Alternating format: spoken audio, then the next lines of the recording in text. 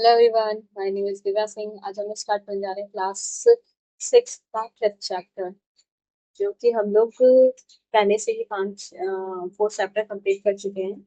और इसके बारे में हम लोग एक एनालिसिस रख रहे हैं। साथ में इसके एमसीक्यू भी हम लोग नेक्स्ट में सॉल्व करेंगे। फिर देखते हैं, जैसा कि आप पहले अध्याय में पढ़ चुके हैं कि पृथ्वी एकमात्र ऐसा ग्रह है जहाँ जीवन है।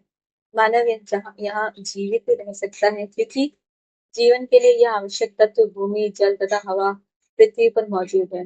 पृथ्वी की सतह ऐसी है जिसमें पर्यावरण के 3 महत्वपूर्ण घटक आपस में मिलते हैं तथा एक दूसरे को प्रभावित करते हैं। पृथ्वी का ठोस भाग जिस पर हम रहते हैं उसे भूमंडल कहा जाता है। गैस की गैस की परतें जो पृथ्वी के चारों ओर से घिरती हैं उसे वायुमंडल कहा जाता है, जहाँ ऑक्सीजन, नाइट्रोजन, कार्बन डाइऑक्साइड तथा दूसरी गैसें पाई जाती हैं। पृथ्वी की बहुत बड़े भाग पर जल पाया जाता है जिसे जलमंडल कहा जाता है। जलमंडल में जल की सभी अवस्थाएं जैसे बर्फ, जल, जलवाष्प सम्मिलित होता है। तो आप इन चीज को मतलब एक समझते चलिए बस।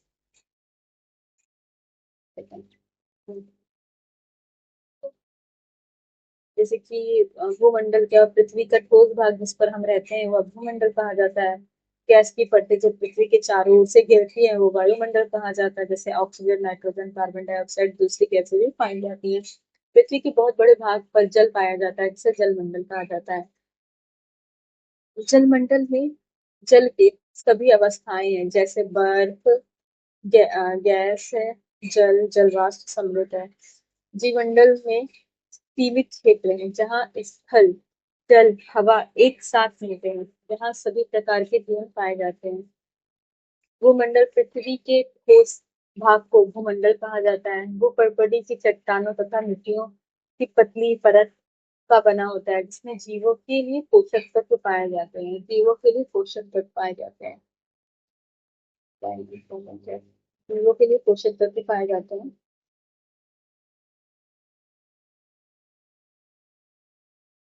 पृथ्वी की सतह को 2 भागों में बांटा जा सकता है। बड़े स्थलीय भूभाग को महाद्वीप तथा बड़े जलाशयों को महासागरीय बेसिन के नाम से जाना जाता है। विश्व के सभी महासागर आपस में एक दूसरे से जुड़े हुए हैं। विश्व के मानचित्र को देखिए और सभी स्थलीय भूभाग को एक दूसरे से आपस से जुड़े हुए हैं। समुद्री जल की स्तर में सभी जगह समान होता है। स्थल की ऊंचाई समुद्र तल की से मापा जाता है। जो स्थल की ऊंचाई है वो समुद्र के तल से मापा जाता है, इसे शून्य माना जाता है। ये लाइन भी बहुत इंपॉर्टेंट है कि आपकी जैसे कोई कहता है कि ये पहाड़ कितना, हिमालय कितना ऊंचा है, तो आप कहते हैं ना 8,000 किलोमीटर ऊंचा है, उसकी हाइट है। तो वो समुद्र के तल से है। और समुद्र का तल क्या है, एक उसका जीरो है, जीरो से लेकर के हम 8,000 किलोमीटर तक जाता है।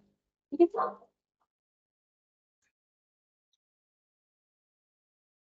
अभी देख रहे हैं सारा सागर एक दूसरे से जुड़ा हुआ है, लेकिन जरूरी नहीं है कि सारे स्थल एक दूसरे से जुड़े हैं। जैसे कि आप भारत और इंडोनेशिया को देख लीजिए, ऑस्ट्रेलिया से इंडोनेशिया को देख लीजिए, अफ्रीका से आप ये एशिया को देख लीजिए। यहाँ पे तो बीच में कटा हुआ है जिसे नहर कहा जाता है। अमेरिका तो पूरा ही अलग है इधर की कंट्री से। आप इसमें देख सकते हैं 4 सागर के बारे में लिखा हुआ है। ये है प्रशांत महासागर।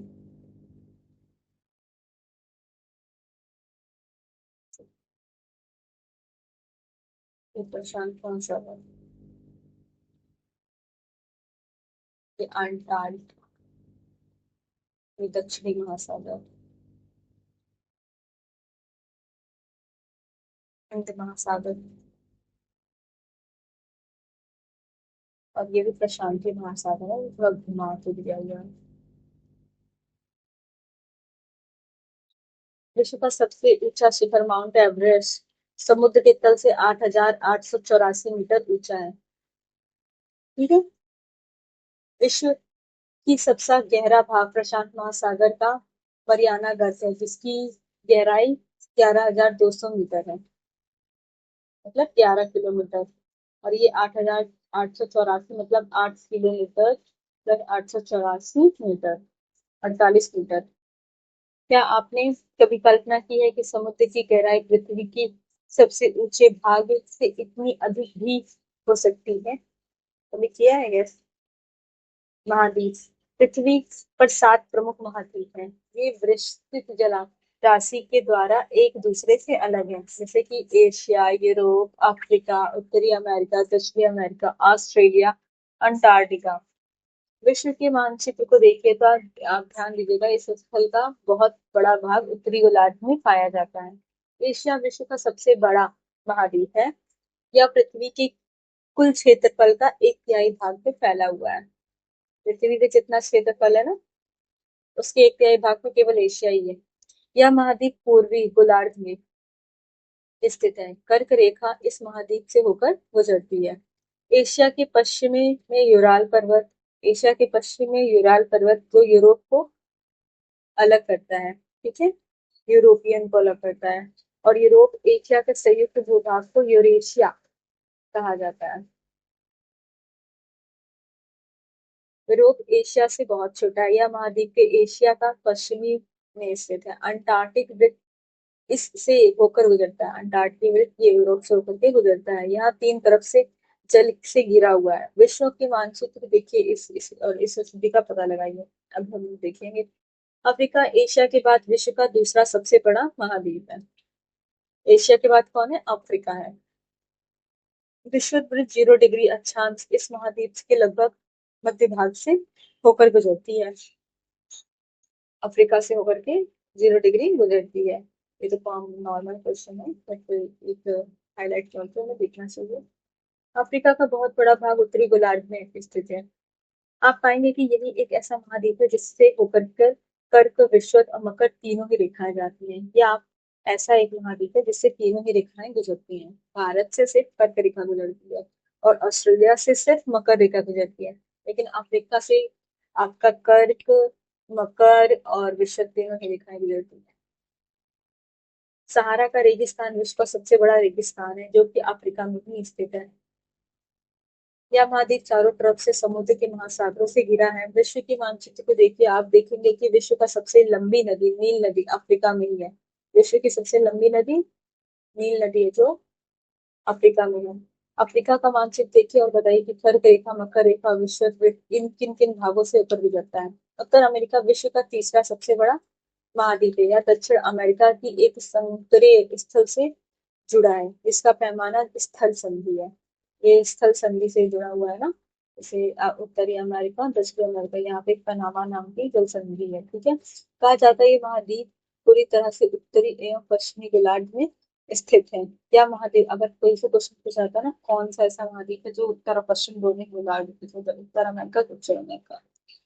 यह महाद्वीप 3 महासागरों से घिरा हुआ है।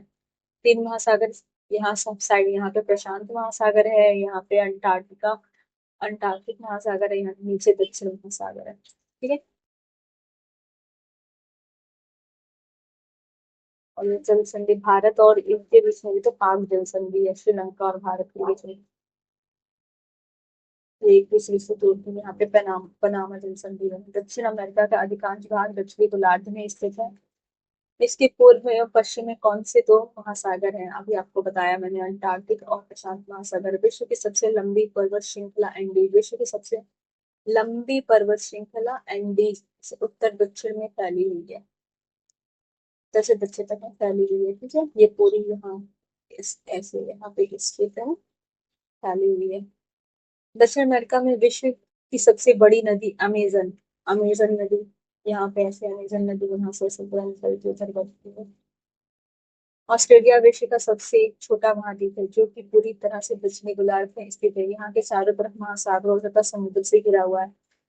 ये आप मैप रखो सामने और तब इन चीजों को देखो और हाईलाइट करो। यह चारों तरफ से महासागरों से तथा समुद्रों से घिरा हुआ है। यह द्वीपीय महाद्वीप कहा जाता है, क्योंकि यहाँ पे बहुत सारी द्वीप है, छोटे छोटे द्वीप होते हैं जो ऑस्ट्रेलिया का को महाद्वीप बनाते हैं। तो द्वीपीय महाद्वीप है। ये लाइन आपको काफी याद रखने की जरूरत है। विश्व का सबसे छोटा महाद्वीप है ये, इसे द्वीपीय महाद्वीप कहा जाता है। अंटार्कटिक एक बहुत बड़ा महाद्वीप है, जो कि दक्षिण गोलार्ध में स्थित है। एकदम पोल साउथ पोल का हिस्सा है ये अंटार्कटिका। दक्षिण ध्रुव इस महाद्वीप के मध्य में स्थित है। क्योंकि यह दक्षिण ध्रुव के क्षेत्र में स्थित है, इसलिए यहाँ हमेशा मोटी बर्फ की परत से ढका रहता है। यहाँ किसी भी प्रकार की स्थायी मानव निवास नहीं होता। बहुत से देशों में शोध केंद्र स्थापित किया है। भारत का भी शोध केंद्र यहाँ पे है, मैत्री भारती और एक गंगोत्री। अभी भारती बंद है और मैत्री और गंगोत्री चल रहा है, तीन है यहाँ पे। हम्म। जलमंडल पृथ्वी को नीला ग्रह कहा जाता है। पृथ्वी पे 71% भाग जल का है, 29% भाग स्थल का है। जल मंडल में जल के सभी रूप में उपस्थित है। इसमें महासागर, नदियां, झील, हिम नदियां, भूमिगत जल, वायु, मंडल में जलवाष्प सभी सम्मिलित है। पृथ्वी पर पाए जाने वाले जल का 97% से अधिक भाग महासागर में पाया जाता है। पृथ्वी पर पाए जाने जो जो जल है उसमें से 97% से अधिक भाग महासागर में पाया जाता है। वह इतना अधिक खारा होता है कि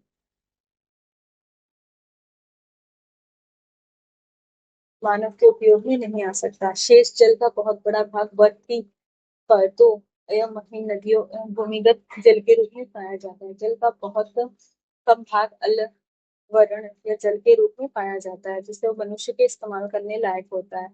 यही कारण है कि नीले ग्रह में रहने के बावजूद हम पानी की कमी से महसूस कर रहे हैं।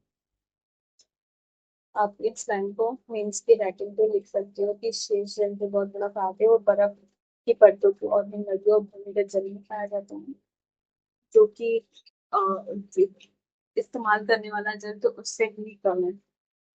एक जो कि भूमिगत जल होता है, वर्षा जल धीरे धीरे सींच के जमीन में जाता है। महासागर जल मंडल का मुख्य भाग है। ये आपस में एक दूसरे से जुड़े हुए हैं। महासागरीय जल हमेशा गतिशील रहता है, तरंगे, ज्वार भाटा तथा महासागरीय धारा। महासागरीय जल की तीन मुख्य गतियां बड़े से छोटे आकार के आधार पर क्रमशः 5 भागों में प्रमुख है, जबकि माना तो 4 ही जाता है।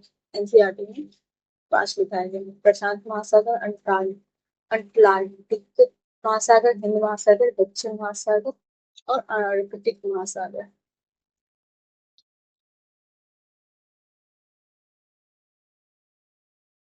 प्रशांत महासागर सबसे बड़ा महासागर है। यह पृथ्वी के 1/3 भाग में फैला हुआ है। यह पृथ्वी के 1/3 भाग में फैला हुआ है, प्रशांत महासागर।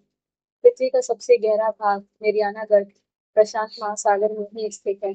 प्रशांत महासागर लगभग वृत्ताकार और है और एशिया, ऑस्ट्रेलिया, उत्तरी एवं दक्षिणी अमेरिका इसके चारों ओर स्थित है। आप ये चित्र देख सकते हो कि देखिए प्रशांत महासागर के चारों ओर इन महाद्वीपों की स्थिति का पता लगाना है। अटलांटिक महासागर विश्व का दूसरा सबसे बड़ा महासागर है। यह अंग्रेजी भाषा में एस के अक्षर के जैसे आकार होता है। इसके पश्चिमी किनारों पर उत्तर और दक्षिणी अमेरिका है और पूर्वी किनारों पर यूरोप और अफ्रीका। अटलांटिक महासागर की तटरेखा बहुत अधिक तंतुरित है, कि मतलब वो कटक निकले हुए हैं जो ऐसे ऐसे करके होते हैं ना, एस जैसा उसके बीच में ऐसे ऐसे निकला हुआ है। तो बहुत देख देख करके जाना पड़ता है। इसी में से जब टाइटैनिक डूबा था तो इसी कटक से उनकी नाव टकरा गई थी और इससे नाव उनकी शिप में थोड़ा चोट लगने की वजह से पानी भर गया था।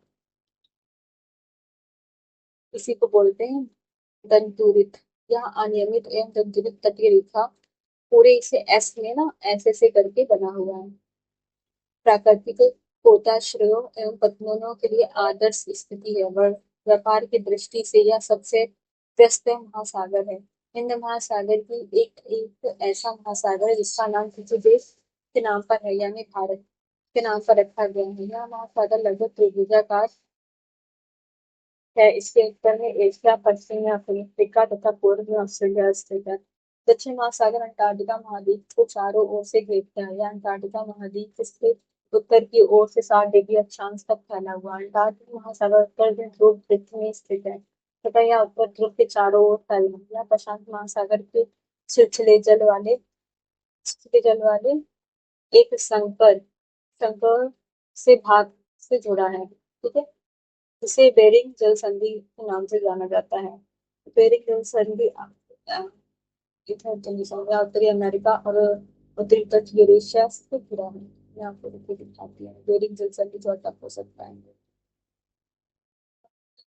हाँ, जो ये हिस्सा है ना, ये हिस्सा यहाँ का, तो इसको घूम के जाएंगे ना तो वहाँ ये हिस्सा इधर पड़ेगा। तो देखते हैं आप यहाँ पे ये थोड़ा सा येलो सा आ रहा है, जो इसके बीच की लाइन है ना, यही है बेरिंग रेंज होगी, जो इनको यूरोपिया से उत्तरी अमेरिका को अलग करता है, अलास्का को अलग करता है।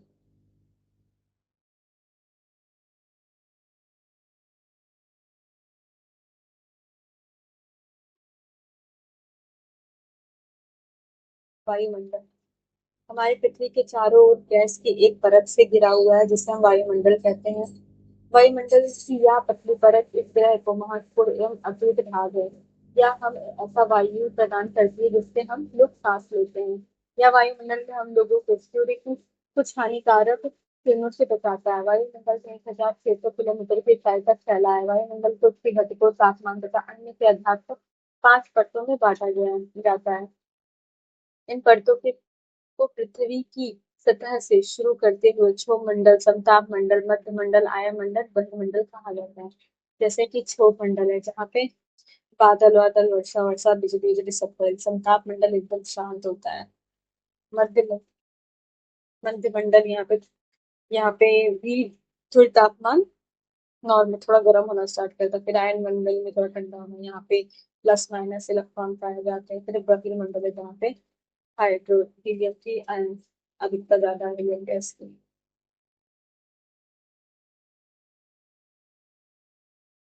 वायुमंडल मुख्यतः ऑक्सीजन और नाइट्रोजन की का बना होता है, जो कि साफ या शुष्क हवा का 99% भाग है। आयतन के अनुसार नाइट्रोजन 78% है और ऑक्सीजन 21% है, तथा दूसरी गैसें कार्बन डाइऑक्साइड, आर्गन इत्यादि का मात्र 1% है। ऑक्सीजन सांस लेने के लिए आवश्यक है, जबकि नाइट्रोजन प्राणियों की वृद्धियों के लिए आवश्यक है। नाइट्रोजन प्राणियों की वृद्धि के लिए आवश्यक है। कार्बन डाइऑक्साइड अत्यधिक बहुत कम मात्रा में है, लेकिन यहाँ पृथ्वी के द्वारा छोड़ी गई ऊष्मा को अवशोषित करती है, जिससे कि पृथ्वी गर्म रहती है। यह पौधों की वृद्धि के लिए आवश्यक है। तो कार्बन डाइऑक्साइड को तो बहुत कम मात्रा में है, लेकिन यह पृथ्वी द्वारा छोड़ी गई ऊष्मा को अवशोषित करती है, और जिससे पृथ्वी गर्म रहती है और पौधों की वृद्धि के लिए आवश्यक होती है कार्बन डाइऑक्साइड। तब ये स्टेटमेंट आ सकता है क्या कार्बन डाइऑक्साइड पौधों की वृद्धि के लिए आवश्यक होती है, तो आप कहेंगे हाँ। ठीक है, क्लास का एक्सप्लेन पढ़िए। ऊंचाई के साथ वायुमंडल के घनत्व में भिन्नता आती है, या घनत्व समुद्र के तल पर सबसे अधिक होता है। जब जैसे जैसे आप ऊपर की ओर जाते हैं या तेजी से घटता जाता है। और आप जानते हैं कि पहाड़ों और पर्वतारोहियों को हवा के घनत्व की कमी होने के कारण सांस लेने में कठिनाई होती है। ऊंचाई पर सांस लेने के लिए उन्हें अपने साथ ऑक्सीजन सिलेंडर लेकर जाना पड़ता है। जैसे जैसे हम जितने ही हम नीचे स्थल पे रहेंगे उतना ही हमें एटमॉस्फेयर का दबाव पड़ता है। और डेंसिटी जैसे जैसे हम ऊपर जाते हैं तो ऑक्सीजन लेवल कम होते जाता है। जैसे मान लीजिए कोई इंसान यहाँ पे है, ये कोई इंसान है यहाँ पे, अब ये एटमॉस्फेयर का इस पे जो दबाव पड़ रहा है,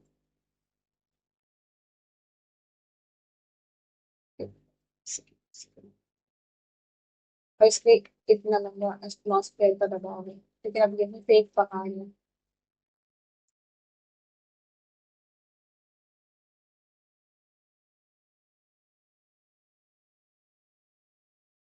यहाँ पे एक पहाड़ है। ठीक है, अब कोई आदमी इसके ऊपर है, तो इसके ऊपर एटमॉस्फेयर का दबाव कितना होगा, सिर्फ इतना। तो वहां पे तो ऑक्सीजन को मिल ही नहीं रही है, तो जिस वजह से ऑक्सीजन लेने के ऑक्सीजन सिलेंडर लेके जाना पड़ता है। जितना ही ज्यादा डेंसिटी होता है उतना ही ज्यादा हमें ऑक्सीजन भी मिलता है, लेकिन जैसे जैसे डेंसिटी कम होते जाता है वैसे वैसे ऑक्सीजन कम होते जाता है। तो घनत्व, जो यहाँ का घनत्व समुद्री तल पर सबसे अधिक, तथा जैसे जैसे हम ऊपर की ओर जाते हैं तेजी से यह घटता जाता है। तो इस टाइप का हाइलाइट करना है।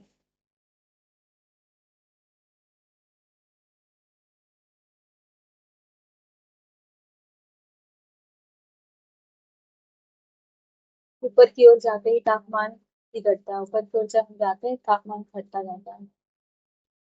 वायुमंडल पृथ्वी पर दबाव डालता है और एक स्थान से दूसरे स्थान पर अलग अलग होता है। कुछ क्षेत्रों में हम अधिक दाब महसूस करते हैं, कुछ क्षेत्रों में कम। वायु उच्च दाब से निम्न दाब की ओर बहती है। वायु क्या उच्च दाब से निम्न हो जाती है। गतिशील वायु को वायु पवन कहा जाता है। गतिशील वायु उनको पवन कहा जाता है, जो कंटिन्यू चलती रहती है। इसके वर्ड्स बहुत इंपॉर्टेंट होते हैं, हमें पता नहीं चलता ये कौन है गतिशील वायु है पवन है। जीवमंडल, जीवमंडल स्थल जल मंडल तथा हवा के बीच का एक सीमित भाग है। यह वह भाग है जहाँ जीवन मौजूद है। यहाँ जीवों की बहुत सी प्रजातियां हैं, जो कि सूक्ष्म जीवों तथा बैक्टीरिया से लेकर के बड़े स्तनधारियों के आकार में पाई जाती हैं। मनुष्य सहित सभी प्राणी जीवित रहने के लिए एक दूसरे के से तथा जीवमंडल से जुड़े होते हैं। जीवमंडल के प्राणियों को मुख्यतः दो भागों में, जंतु जगत एवं पादप जगत के में विभक्त किया जाता है। पृथ्वी के ये तीनों परिमंडल आपस में पारस्परिक क्रिया करते हैं तथा एक दूसरे को किसी ना किसी के रूप में प्रभावित करते हैं। उदाहरण के लिए लकड़ी तथा खेती के लिए वनों को काटा जाता है तो इसे ढलुआ भाग पर मिट्टी का कटाव तेजी से होने लगता है। इसी प्रकार प्राकृतिक आपदाएं जैसे भूकंप से पृथ्वी की सतह पे परिवर्तन हो जाता है। हाल ही में सुनामी के कारण अंडमान और निकोबार द्वीप समूह के कुछ भागों में पानी से डूब गया है। जैसे इंदिरा पॉइंट में थोड़ा पानी से डूब गया है, अंडमान निकोबार में है। मानव के इस्तेमाल के लायक नहीं रह जाता, यह जल दूसरों के जीवों को भी नुकसान पहुंचाता है। उद्योग, तापीय विद्युत संयंत्रों तथा गाड़ियों का उत्सर्जित पदार्थ वायु को प्रदूषित करता है। कार्बन डाइऑक्साइड वायु का एक महत्वपूर्ण घटक है, लेकिन कार्बन डाइऑक्साइड की मात्रा में वृद्धि के कारण पृथ्वी के तापमान में वृद्धि हो रही है। इसे भूमंडलीय तापमान कहा जाता है। भूमंडलीय तापमान इसलिए भूमंडल, वायु मंडल तथा जलमंडल के बीच प्राकृतिक संतुलन को बनाए रखने के लिए पृथ्वी के संसाधनों को सीमित उपयोग करना आवश्यक है। अब यहाँ खत्म हो जाता है। अब नेक्स्ट चैप्टर सॉल्व करेंगे। फिर उसके बाद हमारा 7th क्लास की एनसीईआरटी चलेगी। And thank you all of you.